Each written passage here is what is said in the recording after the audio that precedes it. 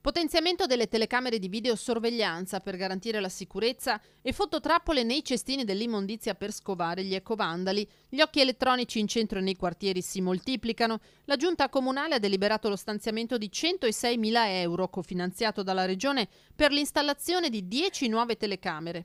San Pelaio, Canizzano, Sant'Antonino, Sant'Abona, San Liberale, e altre verranno invece posizionate nei luoghi un po' più critici del centro storico, quindi a Pescheria, Porta Altinia, via Fiumicelli. Credo che siano investimenti importanti che continuano a migliorare la sicurezza nella nostra città. E presto Casugana doterà di fototrappole anche i cestini dell'immondizia, perché c'è ancora uno zoccolo duro di cittadini che nottetempo vi getta sacchetti di rifiuti indifferenziati. Dal momento che in città ne saranno installati altri 30, l'amministrazione non ha nessuna intenzione di trasformarli a loro volta in mini discariche ed è pronta a far fioccare multe da centinaia di euro. Ormai quotidianamente gli ecovandali prendono di mira i cestini riempendoli di immondizie e di materiale che non è destinato a quei cestini.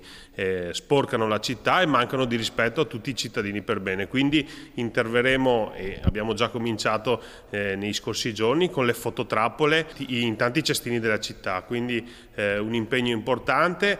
Chiedo anche il sostegno da parte dei cittadini di segnalare questi ecovandali, perché agiscono a tutte le ore del giorno, quindi è importante che ci sia un'azione da parte di tutti i cittadini per arginare questo fenomeno che francamente è abbastanza antipatico oltre che oneroso per i cittadini.